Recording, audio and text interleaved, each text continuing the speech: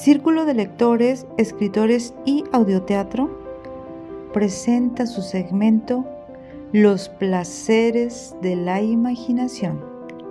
Como primera lectura grupal del 2024, te presentamos el cuento Teo en Ítaca, del escritor argentino Fernando Olzansky.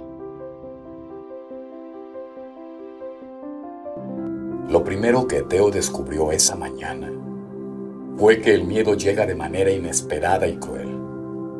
Sus manos buscaron la boca para contener el grito que salió ahogado y se horrorizó ante la certeza de que algo estaba mal. Que lo que debía de ser de una manera era de otra, algo que ha cambiado sin nuestro permiso, sin nuestro conocimiento, y que ha modificado el futuro para siempre. Su voz quedó trunca entre los dedos. Abrió la ventana para ver con más claridad, para notar qué sucedía en su jardín, en el frente de su propia casa. Observó de nuevo la habitación para certificar que se encontraba en el lugar en el que había dormido. Su casa, su propiedad. Vio la habitación igual que tantas veces, en el sitio de siempre, con las colchas viejas, pero colores firmes. Él mismo había comprado esa colcha porque le recordaba vagamente a una pintura de Miró. Los muebles eran los de siempre. Las paredes tenían el mismo amarillo crema que él había pintado años atrás y que necesitaban una nueva capa. La foto de Odila, su esposa, con él en aquellas vacaciones memorables que habían disfrutado en Colorado. Se detuvo un momento a ver los rostros, jóvenes y alertas, sonrientes. ¿Cuántos años habían pasado desde aquella foto? No lo recordaba. Por un momento pensó que deberían regalarse otras vacaciones juntos. Volver a Colorado, recorrer los mismos lugares otra vez, o quizás ir a California a ver a los secuoyas, algo que ella siempre había soñado hacer.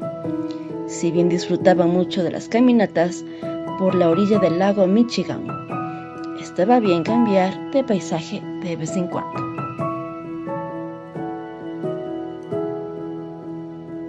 No había dudas de que esa era su habitación, pero lo de afuera no era su jardín. ¿Dónde estaban sus tulipanes, sus hortensias, sus cinias, sus dalias? Las llamaba suyas porque eran suyas, las había plantado él mismo. Las cuidaba con esmero, con una delicadeza especial. Eran las flores predilectas de Odila. Ambos provenían de una zona tórrida de Centroamérica y detestaban el calor y los mosquitos. Habían aprendido a apreciar los matices de las estaciones del Midwest, pero querían alegrar el ambiente con algunos colores de otoño. No solo notó que todo su jardín se había degradado a una desolación de arena, materiales de construcción y tierra, hasta el cerezo que él había plantado y que le avisaba de la llegada de la primavera con sus flores blancas, había sido erradicado de su jardín. No era la temperatura del otoño, se percibió incluso mal vestido, como si se hubiera descubierto en otra estación, en otra dimensión, en su habitación, pero en una región atemporal.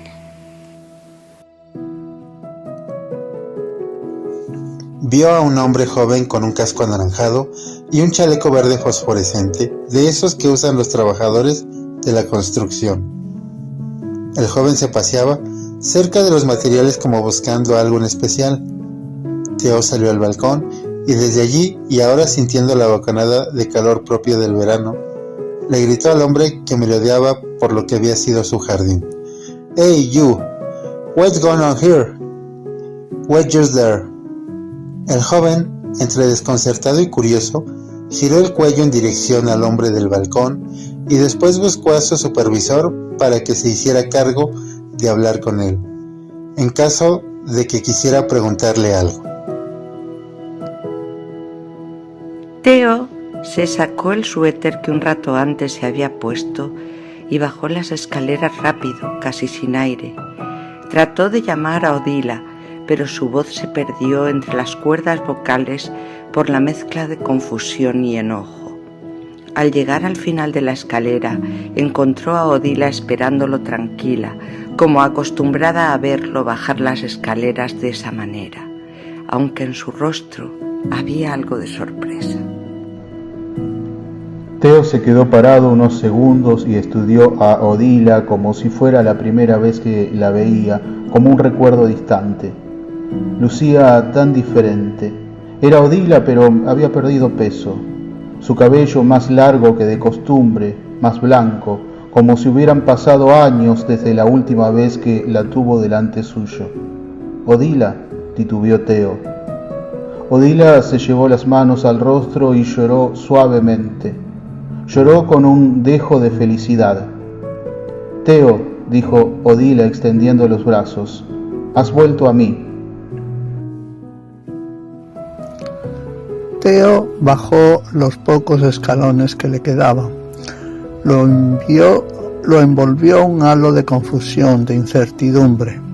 Un abrazo cálido de Odila no era común, sí era único, dulce, lleno de compasión.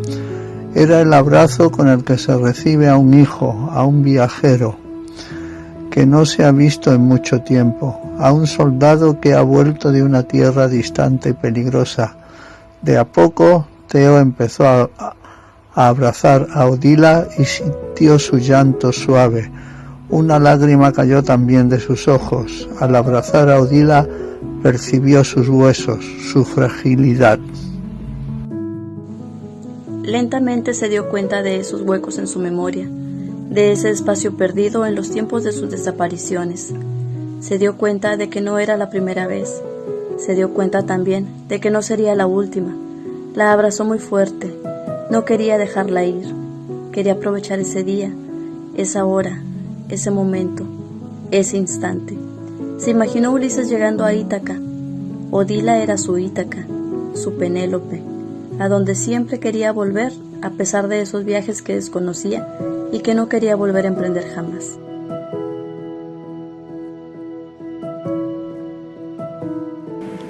Gracias por acompañarnos y los esperamos en la siguiente emisión de Los placeres de la imaginación del Círculo de Lectores, Escritores y Audioteatro.